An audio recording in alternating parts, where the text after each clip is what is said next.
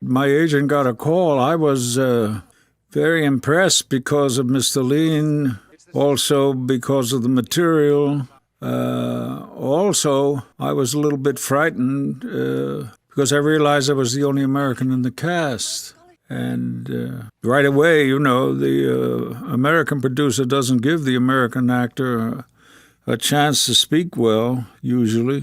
So right away I was thinking, my God, I got to speak as good as Richardson and Guinness and my friend Tom Courtenay. Anyway, so I was worried about that, but I was happy because when it was all over, I think I proved that the American actor, if he's given it a chance, can speak as well and can do style as well if you just give him the chance to. The American producers have cut the American actor's throat because they always go to England and bring over the English actor for anything to do with style or speech. I read Doctor Zhivago, and I read some of the poetry of Mr. Pasternak, the struggles he had trying to keep the essence of the book in one piece because of the government at the time in Russia. Strangely enough, I got to know more about Russia than that years ago when I did Rasputin on television. It wasn't the Russia of Zhivago, but I got to know about the regime, and then I got more interested in the country, and I learned about it a bit. See, what I like about in the first exchange between the two of them, he really knows what he's doing around his women. He ignores her. Women don't like that, and it's a good way to attract them in a strange way. It's in reverse. Good evening, how are you? Like he was a usher or something, you know. That's another thing about Zhivago, you know. When I was in the Navy, there was a friend of mine, and I had a thing. We'd go to a dance at a USO or something, and it was, you'd say to the girl, you see that guy over there? He'd be pointing to me. You want to stay away from him. He's bad. In 10 seconds, she was over there. That was the same thing with Komarovsky. You tell a woman a man is dangerous, she might get a little curious about this guy, you know. My career is a little difficult because I've always tried to do different things, and I've managed by and large to do different things. So at least in this, you know, they knew I could speak if necessary, and I could handle style and things like that. It certainly helped in the sense that I got good reviews. I mean, it always helps a performer. But I was very pleased to be in it because it was a challenge to me to face the English on my Bunker Hill, right? Let them come. We'll see what happens. What's the old phrase? I was bloodied but unbowed. That's what it was.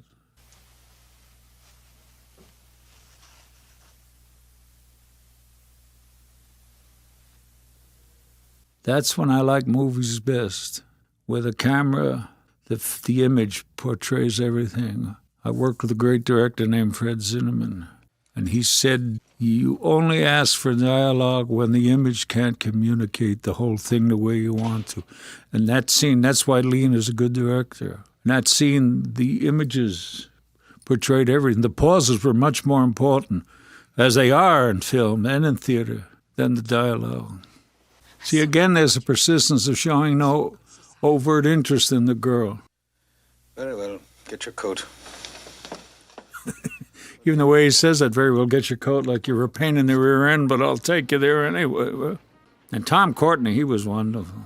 The sets are amazing. I mean, I've forgotten also the amount of people involved.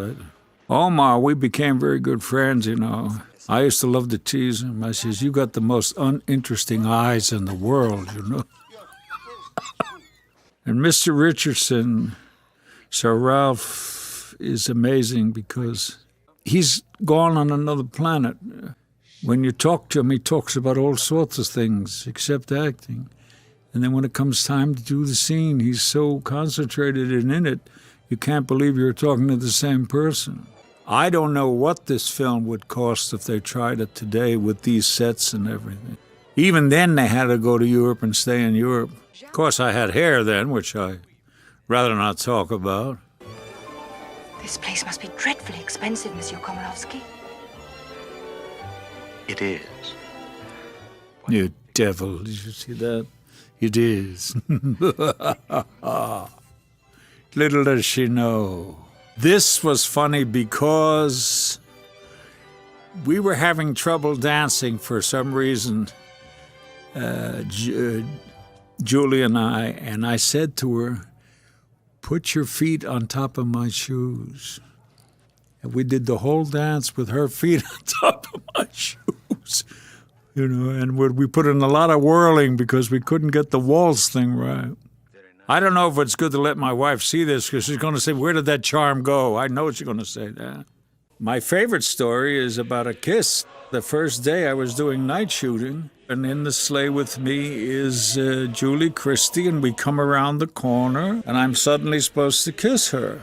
Now, Miss Christie, who's a lovely actress, was a nervous wreck because here she was playing this worldwide known part with a man that was a great director. She was scared she couldn't fulfill it, which among talented people is a necessary requirement.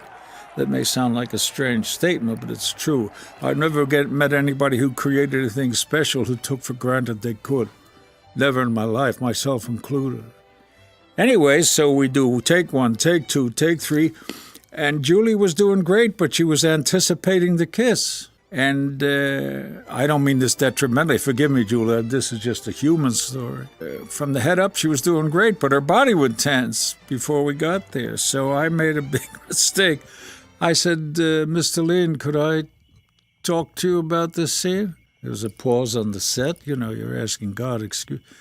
He said, "Oh, you want to talk about the scene, do you?" I said, "Yes." He says, "Well, all right, I suppose so." I said, "Could I talk to you privately?" "Yes, of course, yes, of course." So I said, "Well, the actress is kind of anticipating, so I suggest you put down more track so the camera can travel.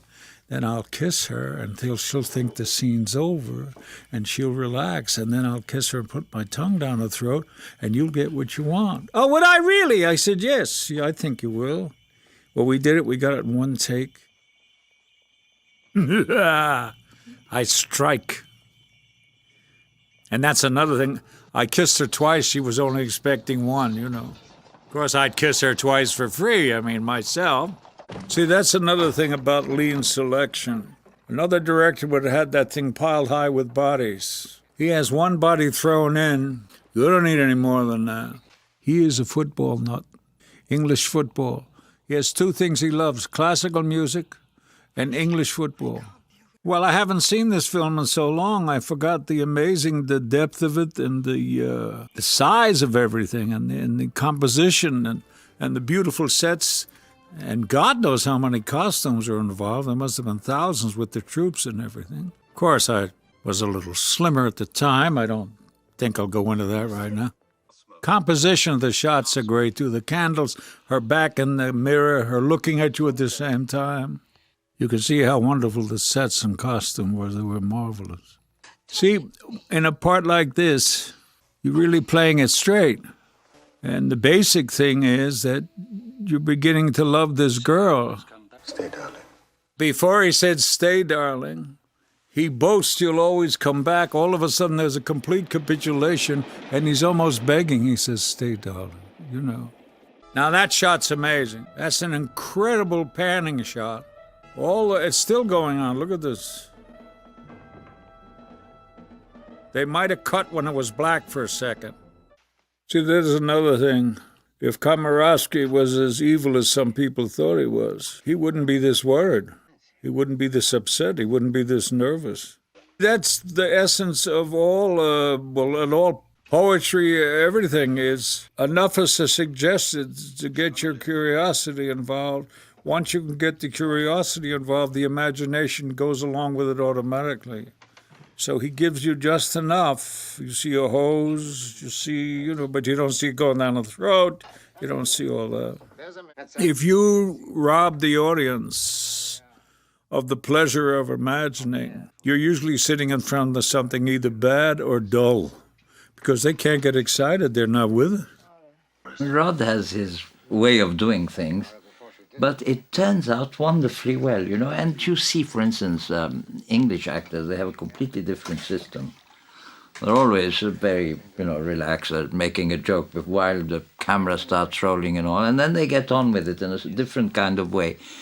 And it's not necessarily better or worse. It's just everybody has their way of doing things. And Rod's way, we used to have all right, turn the cameras. And then he'd disappear behind some set. And everybody would be waiting. And he'd come back and start his scene. The camera was turning while he was concentrating behind the sets and all. And come back, be a different person and start. And it worked for him. See, there's little things that a lot of people who did styles wouldn't do. They'd have the sleeves rolled up, but they'd probably still have a bow tie or something on. They wouldn't open their collar. And also the shirt was kind of wet. There's no reason why you can't have style and reality form its own, you know. See, the little details like that help form his character, where he cleans the glass, you know.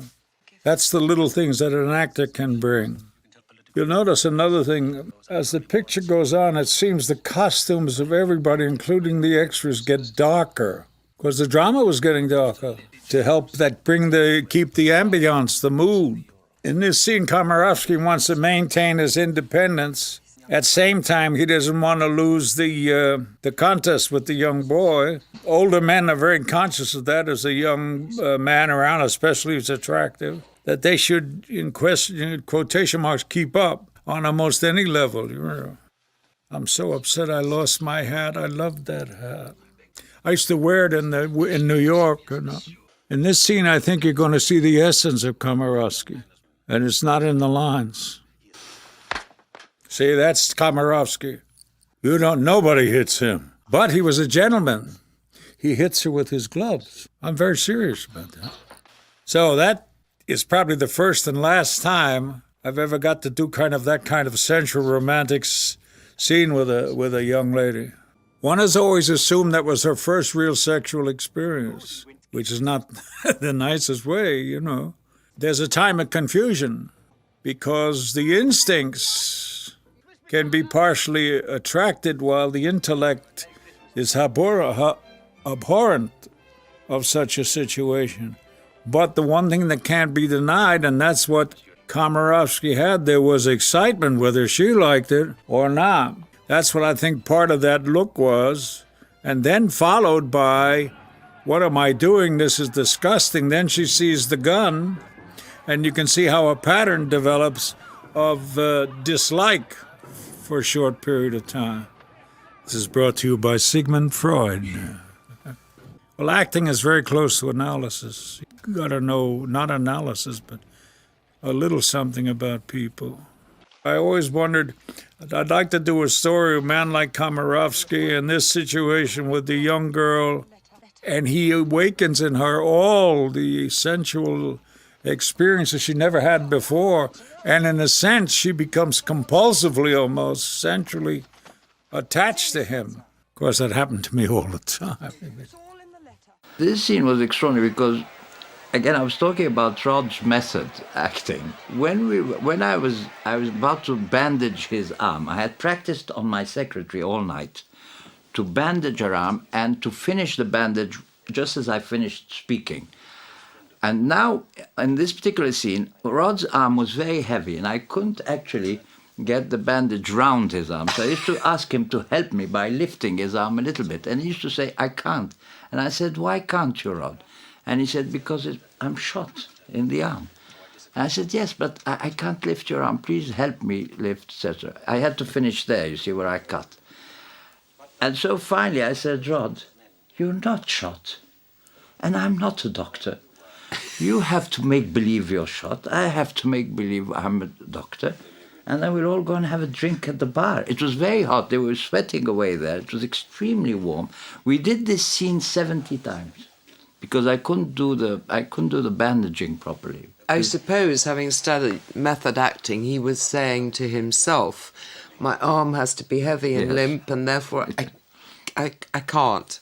I never did with David, I never did more than 1 or 2 takes, except the scene with Rod when I was bandaging his arm. But no, we rehearsed, we talked about scenes a lot. You know, when I was telling you about sometimes taking a whole day thinking about it and all, the next day you come in and you shoot it straight. David didn't do many takes. The difficult part is to think it out. Once you've thought it out and rehearsed it and marked the positions and everybody knows what they're going to do, then he shoots it and it goes pretty quickly.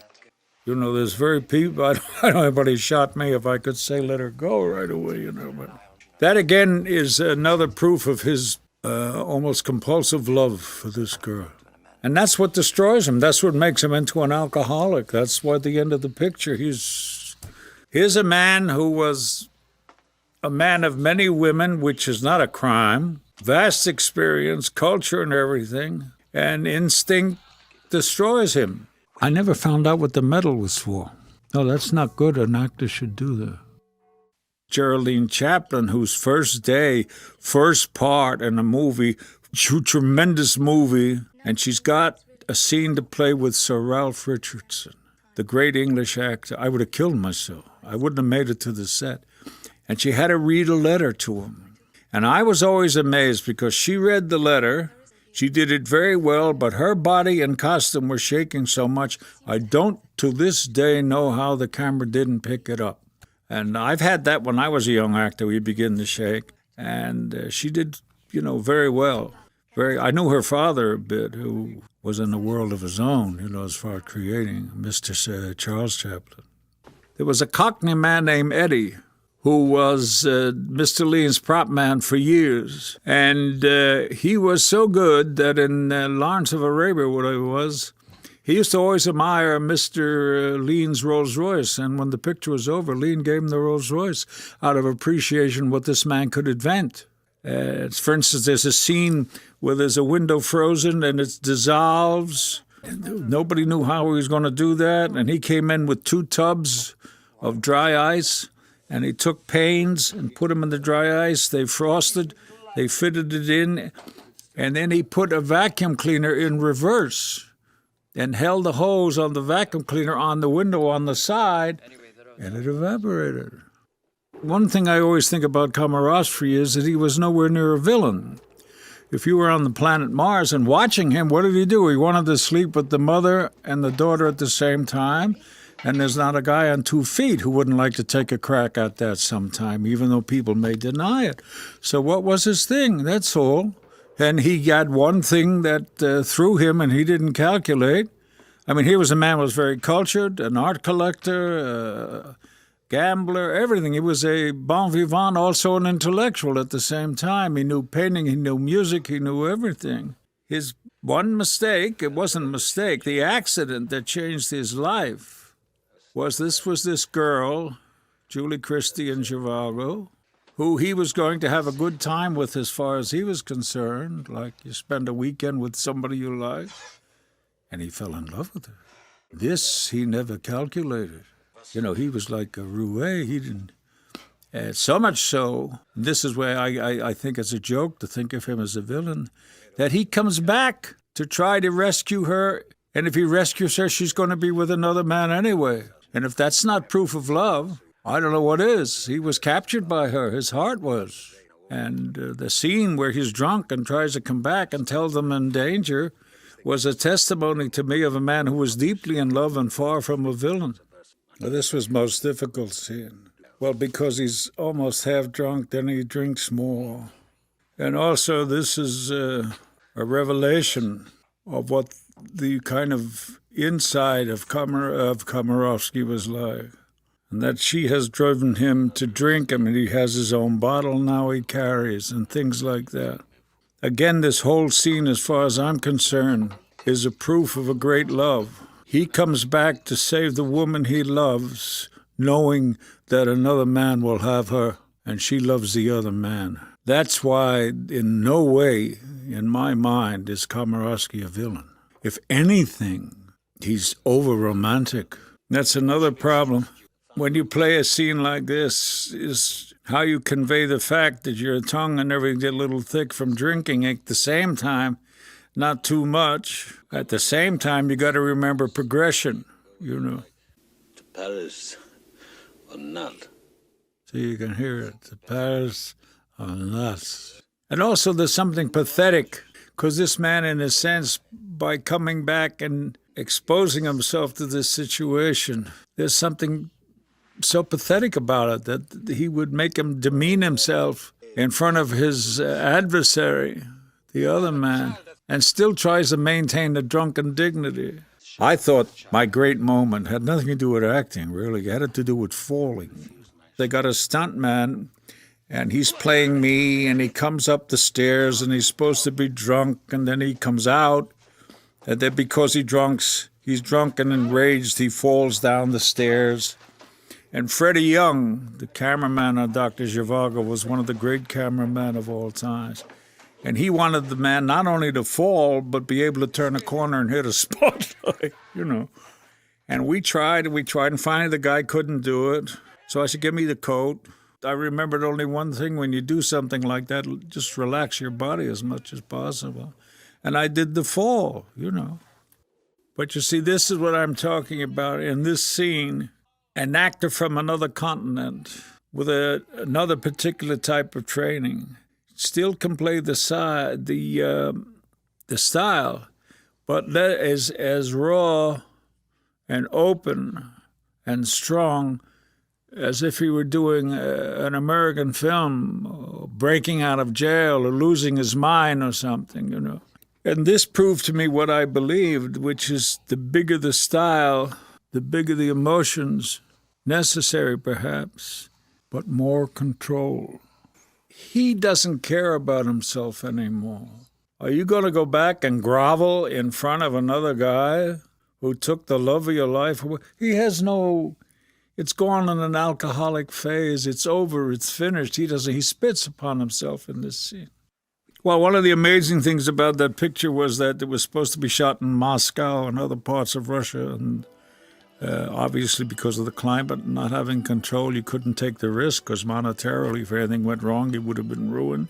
So we shot in Spain, and with the help of his miraculous prop man and what have you, this man made Spain, I believe it was part in the spring or part of the summer, look like the winter by just putting out miles and miles and miles of sheets and putting things up, and what made it bumpy and lumpy and look like little valleys and everything else, This is a work of wax, this palace, which I cannot believe. Unbelievable. The craftsman, John Box, the set designer, he had people working for him which were miraculous. Just miraculous. There's a train belonging to my government standing in Uriatin. There's a carriage for myself and my assistants. See, now that's a very important line. There's a train from my government. He's over on the other side now. I always think of him a cat. He always lands on 4 feet. He went from the other side of aristocracy, so now he's with the communist government, and he can say there's a train, my government. He was very bright, this man. He had his own sense of honor. He was not known as a person who conned people or used people who's unscrupulous. He was just a very successful, kind of poetic, romantic man who knew what he was doing. He was never, in a sense, what we'd call crooked or a thief or anything like that of other people's ideals or the using other people that way. He was very successful, and one of his biggest problems was he never lost. He was used to winning, with women, with business, with cards, with what have you. He spoke many languages, and along came this little girl who he thought would be interesting for a weekend, and it crucified him. See, again, what is below the surface of this, he is still trying to save her. Now, whether he can save her for herself or not, we don't know, but he is still trying to protect this woman. Otherwise, he wouldn't talk to this man. By the time I finished this picture, I was a paella expert. The paella, the rice dish and that. Noble Caliban on any terms that Caliban can. See, that's another most revealing line. Of course, most people think he said Calabasas, but that's all right. She's in love with Omar, but he, interestingly enough, was put in a position that Komarovsky was in originally, that he lets the woman he loved go with the other man for her safety. And you think that's it. I mean, a shot like this, the vast plains, and you don't see anything, you figure that's the last time he'll see her. So again, another way, too, if you want to look at it this way, this picture could be called part of it a testimonial to the power of a woman who's loved. Even though she doesn't know it, she's got that power. Two men are changing their lives, they're taking risks, they're doing everything. Everybody in that, that film, everybody in that film was a professional. Everybody was a bit nervous in the beginning because Robert Bolt, the writer of the script, to Zhivago, and David Lean, the director of Zhivago, had worked on this thing for years, and it was like a Bible to them, you know, which got me in trouble every once in a while because I'm used to improvising and paraphrasing. And once they realized that that's the way I did my best work, and they went along with it. David, Mr. Lean, was wonderful. He was not the easiest man to give an idea to. Not after he and Bolt had worked all those years, you know. 10 months. I was on this picture 10 months. I couldn't believe it. Can't do that today anymore, economically. A good story, in a sense, is almost eternal. And a good picture, in a sense, until civilization or the societies change to such a degree that physical things become weird to look at or what have you, can go on forever. I mean, for instance, my favorite war film of all time is still All Quiet on the Western Front. Now, that was done 5,000 centuries ago. And this picture will have a longer life because basically, where All Quiet on the Western Front was based on sacrifice, this is based on romance and love. And these two things, no matter how twisted they may become at times, will last for as long as there's two different sexes in the world. I'm amazed that this picture seems to be that, has such a presence even at this time and this day. But again, who can rob love of its presence? Nobody, not in time. Mr. Lean was a magnificent director. And strangely enough, with all his technical knowledge and everything else, he relied more on his instincts than he'd like to admit. Because if you did a scene and it went just right, he knew it. He said, we'll print that. But he was not that man who was that well versed in what makes acting get there. But he had great taste, you know, great taste, and he knew what was good. I don't like to discuss acting very much in relation to what I'm doing, because I don't know what I'm going to do, you know. I guess I was a little thorn in Mr. Lean's side, because, well, what are you going to... I said, I don't know until I get there. Oh. That didn't go over so well. But once, you know, this happens to me all the time. Once I did a day or two's work, and they saw this, I know what I'm doing, and if I paraphrase, it will begin within the framework of the author's intentions. It was all right.